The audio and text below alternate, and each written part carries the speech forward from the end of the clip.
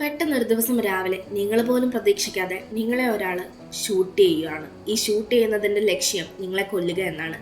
ഈ സമയം നിങ്ങൾക്കൊരു വരം കിട്ടുന്നു. ആ വരം എന്തെന്നാൽ 15 സെക്കൻഡ് കൊണ്ട് നിങ്ങളെ കൊല്ലാൻ ശ്രമിച്ച ആ ആളോട് നിങ്ങൾക്ക് പ്രതികാരം ചെയ്യാൻ പറ്റും, അല്ലെങ്കിൽ അയാളെ കൊടുക്കാൻ പറ്റുന്ന രീതിയിൽ എന്തെങ്കിലും ചെയ്യാം. മരണത്തിന്റെ ജീവിതത്തിന്റെ ഇടയിലുള്ള വെറും ഒരു 15 സെക്കൻഡ്. ഈ 15 സെക്കൻഡ് കൊണ്ട് നിങ്ങൾ അയാളോട് റിവെഞ്ച് ചെയ്യണമെന്ന് പറഞ്ഞാൽ എങ്ങനെയുണ്ടാകും? വെറും 15 സെക്കൻഡ് കൊണ്ട് പ്രതികാരം ചെയ്ത നമ്മുടെ നായികയുടെ കഥ പറയുന്ന ചിത്രമാണ് the God of death revenge 15. ഇനി നമുക്ക് നേരെ കഥയിലേക്ക് കടക്കാം. നമ്മുടെ കഥാനായികയുടെ പേരാണ് സാക്കുറ. സാക്കുറ ഒരു ഡോക്ടറാണ്. അവൾക്ക് തന്റെ ജോലി വളരെ പ്രാധാന്യമേറിയതാണ്. തന്റെ പേഷ്യൻസിനോടും തന്റെ ജോലിയോടും അവള് കാണിക്കുന്ന സത്യസന്ധത ഒന്ന് പറയേണ്ടത് തന്നെയാണ്. കാരണം രാവും പകലും ഒന്നുമില്ലാതെ അവൾ ജോലി ചെയ്യുന്നുണ്ട്. മാത്രമല്ല അവൾ അതൊരു ജോലിയായി അല്ല കാണുന്നത്. മിക്ക ആളുകളും ജോലി ചെയ്യുന്നത് പൈസയ്ക്ക് വേണ്ടിയായിരിക്കും. പക്ഷെ സാക്കുറ അങ്ങനെ ആയിരുന്നില്ല. ഇക്കാരണങ്ങൾ കൊണ്ട് തന്നെ അവളുടെ വീട്ടുകാർക്ക് അവളോട് എതിർപ്പുണ്ടായിരുന്നു. കാരണം സാക്കുറ തന്റെ ഫാമിലിയോടൊപ്പം ടൈം സ്പെൻഡ് ചെയ്യുന്നത് വളരെ കുറവാണ്. പക്ഷെ തന്റെ ജോലിയോടും പേഷ്യൻസിനോടും കാണിക്കുന്ന ആത്മാർത്ഥത കൂടുതലും. അതുകൊണ്ട് ഫാമിലിക്ക് അതിൻ്റെതായിട്ടുള്ള എതിർപ്പ് അവളോടുണ്ട്. പക്ഷെ സാക്കുറെ അതൊന്നും ബാധിക്കുന്ന വിഷയമേ ആയിരുന്നില്ല. അവൾ അവളുടെ കാര്യം മാത്രം നോക്കി ജീവിച്ചു പോയിക്കൊണ്ടേയിരുന്നു. ഇങ്ങനെ സ്വന്തം കാര്യം നോക്കുകയും മറ്റുള്ളവരെ ചികിത്സിക്കുകയും രോഗികളെ ശുശ്രൂഷിക്കുകയും എല്ലാം ചെയ്ത് ഇങ്ങനെ പോയിക്കൊണ്ടേയിരിക്കുന്ന സമയത്താണ് അവളുടെ ജീവിതത്തിലേക്ക് ഒരു വഴിത്തിരിവ് വരുന്നത്. എന്നത്തെ പോലെ അവൾ ഡ്യൂട്ടിക്ക് പോകുന്ന സമയത്താണ് അവളുടെ ജീവിതത്തിലേക്ക് അവൾ പോലും പ്രതീക്ഷിക്കാതെ ആ വഴിത്തിരിവ് കടന്നു വരുന്നത്. അത് വേറൊന്നുമായിരുന്നില്ല, മരണമായിരുന്നു. ആരോ ഒരാള് അവളെ ഷൂട്ട് ചെയ്തിരിക്കുന്നു. ഷൂട്ട് ചെയ്ത് അവളുടെ ശരീരത്തിലൂടെ ബുള്ളറ്റ് ആഞ്ഞു കയറി രക്തം വരികയാണ്. പെട്ടെന്നൊരു സുപ്രഭാതത്തിൽ ഇങ്ങനെ സംഭവിക്കുകയും അത് മാത്രമല്ല ആ വേദനയിൽ അവൾക്ക് എന്ത് ചെയ്യണമെന്നറിയാതെ നിൽക്കുമ്പോഴാണ് ഈ രക്തം വരുന്നതെല്ലാം മാറി പെട്ടെന്ന് എന്തോ ഒരു മാജിക് പോലെ തന്റെ ചുറ്റും സംഭവിക്കുന്നത്.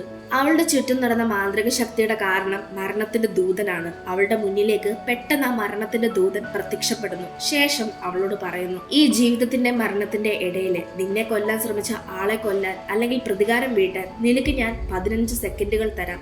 ഈ 15 സെക്കൻഡ് കൊണ്ട് നിനക്ക് എന്തു വേണേലും ചെയ്യാം. എനിക്കങ്ങനെ ശത്രുക്കളൊന്നുമില്ല, പിന്നെ ഞാൻ എന്തിന് പ്രതികാരം വീട്ടണം? ഇത് കേൾക്കുന്ന മരണത്തിന്റെ ദൂതൻ, എങ്കിലും നീ ഒന്ന് നോക്കൂ, ചിലപ്പോ നീ പോലും അറിയാതെ നീ ആരുടെയും ശത്രുവാണെങ്കിലോ? ഇത് കേൾക്കുന്ന സാക്കുറ എങ്കിൽ പിന്നെ ഈ 15 സെക്കൻഡ് താൻ ഉപയോഗപ്രദമാക്കാമെന്ന് വിചാരിക്കും. പക്ഷെ എങ്ങനെ? വെറും 15 സെക്കൻഡ്, അതായത് വെറും 15 സെക്കൻഡ്. ഈ 15 സെക്കൻഡ് കൊണ്ട് താൻ എങ്ങനെയാണ് ഒരാളോട് പ്രതികാരം വീട്ടുന്നത് എന്ന് അവൾ സ്വയം ചിന്തിക്കും. പക്ഷെ തോറ്റു കൊടുക്കാൻ അവൾ തയ്യാറായിരുന്നില്ല. തന്നെ കൊല്ലാൻ ശ്രമിച്ച ആ വ്യക്തിയെ തനിക്ക് കാണണം എന്ന് അവൾക്ക് വാശിയായിരുന്നു. അങ്ങനെ തിരിഞ്ഞു നോക്കും, പക്ഷെ അവിടെയെങ്ങും ആരും ഉണ്ടായിരുന്നില്ല. അങ്ങനെ അവളുടെ ആ ഒരു സെക്കൻഡ് നഷ്ടമാകും. ഇപ്പോൾ 14 സെക്കൻഡുകൾ മാത്രം ബാക്കി. മാത്രമല്ല സമയം ഓടുമ്പോൾ അവൾ റിയൽ ലൈഫിലേക്ക് എത്തും. ഇന്നേരം അവൾക്ക് ആ വേദന അനുഭവപ്പെടും. എന്തായാലും ഇനി തന്റെ കൈവശം വെറും 14 സെക്കൻഡ് മാത്രമേ ബാക്കിയുള്ളൂ. വരുന്നത് വരട്ടെ എന്ന് കരുതി അവള് തന്നെ കൊല്ലാൻ ശ്രമിച്ച ആ വ്യക്തിയെ കാണാനെ വീണ്ടും ശ്രമിക്കും. ഈ പ്രാവശ്യം അവൾ അതിൽ വിജയിക്കും. അങ്ങനെ അവള് തന്നെ കൊല്ലാൻ ശ്രമിച്ച ആ വ്യക്തിയെ കാണും. അത് വേറെ ആരും ആയിരുന്നില്ല, സാക്കുറയുടെ ഒരു പേഷ്യന്റ് മകളാണ്. ഈ പെൺകുട്ടിയുടെ പേര് കിം എന്നാണ്. കിമ്മിന്റെ അമ്മ മാനസിക പ്രശ്നമുള്ള സ്ത്രീയാണ്. അവരെ ശുശ്രൂഷിച്ച് ചികിത്സിച്ച് വന്നത് നമ്മുടെ നായിക സാക്കുറയാണ്. പക്ഷെ ഒരു ദിവസം പെട്ടെന്ന് കിമ്മിന്റെ അമ്മ മരണപ്പെടുകയാണ്. തന്റെ അമ്മ മരിച്ചതിന് കാരണം സാക്കുറയാണെന്ന് വിചാരിച്ചാണ് കിം അതിന് പ്രതികാരം വീട്ടാൻ വേണ്ടി സാക്കുറെ ഷൂട്ട് ചെയ്തത്. എന്തായാലും കിമ്മിനെ കണ്ട സാക്കുറ ഒരു നിമിഷം ഞെട്ടിപ്പോകും. കാരണം താൻ ഒട്ടും പ്രതീക്ഷിക്കാത്ത ആളിൽ നിന്നാണ് തനിക്ക് ഈ അനുഭവം ഉണ്ടായത്.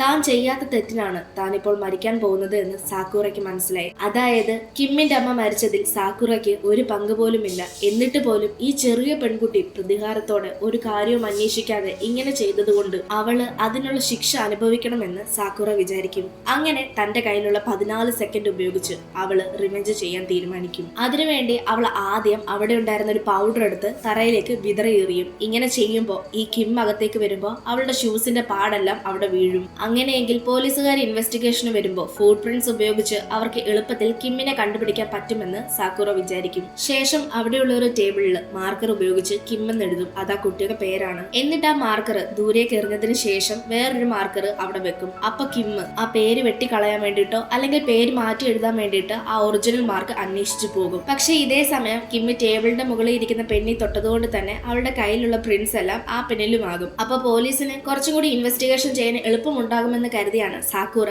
ഇങ്ങനെ ഒരു പ്ലാൻ ചെയ്യുന്നത്. പക്ഷെ ഇതുകൊണ്ടൊന്നും തീർന്നില്ല. ശേഷം സാക്കൂറ ആ ടേബിളിന്റെ സൈഡിലുള്ള സോക്കറ്റിലേക്ക് 2 പൂവിന്റെ തണ്ടെടുത്ത് വെക്കും. എന്നിട്ട് ആ ടേബിൾ നിറയെ വെള്ളം ഒഴിക്കും. സോക്കറ്റിലൂടെ വരുന്ന കറണ്ടും റോസാപ്പൂവും വെള്ളവും കണക്ട് ആകുമ്പോൾ അവിടെ എന്തായാലും ഒരു എർത്ത് ഉണ്ടാകും. പക്ഷെ ആ ഒരു ഷോക്കും കൊണ്ട് കിമ്മിനെ കൊല്ലാൻ സാധിക്കുകയില്ല. അതുകൊണ്ട് അവള് തറയിലേക്കും കൂടി കുറച്ച് വെള്ളം എടുത്തൊഴിക്കും. ഇനി വെറും 5 സെക്കൻഡുകൾ മാത്രമാണ് സാക്കൂറയ്ക്കുള്ളത്. സാക്കൂറയുടെ ബുദ്ധി കണ്ടിട്ട് മരണത്തിന്റെ ദൂതൻ വരെ അവളെ പ്രശംസിക്കും. ഇനി അവളുടെ കയ്യില് 5 സെക്കൻഡ് മാത്രമേ ഉള്ളൂ. അത് ഉപയോഗിക്കുന്നതിന്റെ ഇടയില് ആ കിം എന്ന് പറയുന്ന പെൺകുട്ടി അവളെ വീണ്ടും ഷൂട്ട് ചെയ്യും. അതിനാൽ തന്നെ ഇപ്പോൾ അവളുടെ കയ്യില് 1 സെക്കൻഡ് പോലും തികച്ചില്ല.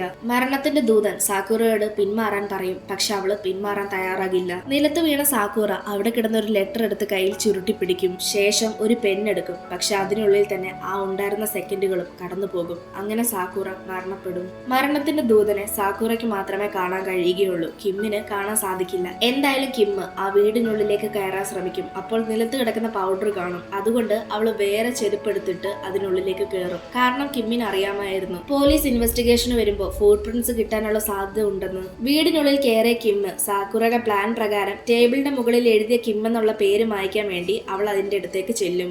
ഇന്നരം സാക്കൂറ പ്ലാൻ ചെയ്തതുപോലെ തന്നെ ടേബിളിന്റെ മുകളിലുള്ള മാർക്കർ എടുത്ത് അവൾ ആ പേര് വെട്ടാൻ നോക്കും. പക്ഷെ അത് ഒറിജിനൽ മാർക്കർ ആയിരുന്നില്ല.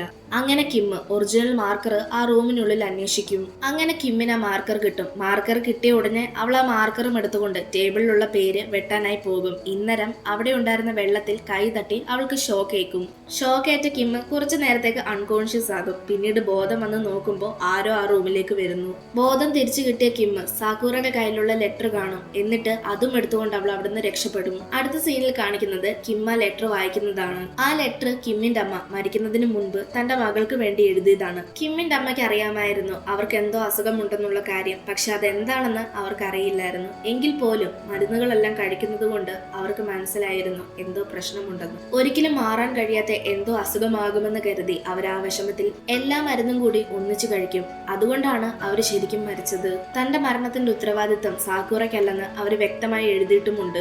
ഇത് വായിക്കുന്ന കിമ്മിന് ഒരുപാട് കുറ്റബോധം തോന്നും. കാരണം ഒരു തെറ്റും ചെയ്യാത്ത നിരപരാധിയായ ഒരാളെയാണ് കിം കൊന്നത്. സാക്കൂറ മരിക്കുന്നതിന് മുൻപ് കിമ്മിന് കൊടുക്കാൻ പറ്റിയ ഏറ്റവും വലിയൊരു ശിക്ഷയാണ് ഇപ്പോൾ അവൾക്ക് കിട്ടിയത്. കിമ്മിനെ പോലീസ് പിടിച്ചോണ്ട് പോയി ശിക്ഷ കൊടുത്താലും കുറച്ചു നാൾ കഴിയുമ്പോൾ കിം അതെല്ലാം മറക്കും. എന്നാൽ നിരപരാധിയായ ഒരാളെ കൊന്നതോർത്ത് ഇപ്പോൾ കിം ജീവിതകാലം മുഴുവൻ വേദനിക്കും. അത് തന്നെയാണ് സാക്കൂറ കിമ്മിന് വേണ്ടി കൊടുക്കാൻ വെച്ച ഏറ്റവും വലിയ ശിക്ഷ. അടുത്ത സീനിൽ കാണിക്കുന്നത് സാക്കൂറയുടെ വീട്ടിലേക്ക് കുറച്ച് പോലീസുകാർ വന്നിരിക്കുകയാണ്. അവിടെ ഒരു പേപ്പറിൽ കിം എന്നാരോ എഴുതി വെച്ചിരിക്കുന്നു. അത് എഴുതിയത് വേറെ ആരുമല്ല, ഇത്രയെല്ലാം ചെയ്ത സാക്കൂറയ്ക്ക് നീതി കിട്ടാൻ വേണ്ടിയിട്ട് ആ മരണത്തിന്റെ ദൂതൻ തന്നെയാണ് എഴുതിയത്. അങ്ങനെ അവസാനം കിമ്മിനെ അവർ അറസ്റ്റ് ചെയ്യും. ആ ഒരു സീൻ കാണിച്ചുകൊണ്ടാണ് ഈ ഒരു മൂവിയും തീരുന്നത്. ഇതുപോലെ മരിക്കുന്നതിന് മുൻപ് നിങ്ങൾക്ക് 15 സെക്കൻഡ് കിട്ടുകയാണെങ്കിൽ നിങ്ങൾ അത് വെച്ച് എന്ത് ചെയ്യും അല്ലെങ്കിൽ എന്ത് ചെയ്യാൻ ശ്രമിക്കും എന്നുള്ളത് കമന്റ് സെക്ഷനിലൂടെ പറയുക. ഈ സിനിമ നിങ്ങൾക്ക് ഇഷ്ടമായെന്ന് വിചാരിക്കുന്നു. ഇഷ്ടമായെങ്കിൽ ലൈക്ക് ചെയ്യാനും സബ്സ്ക്രൈബ് ചെയ്യാനും സിനിമയെ പറ്റിയുള്ള അഭിപ്രായങ്ങൾ കമന്റ്സിലൂടെ രേഖപ്പെടുത്താനും മറക്കരുത്. ഇനി മറ്റൊരു വീഡിയോ നമുക്ക് വീണ്ടും കാണാം.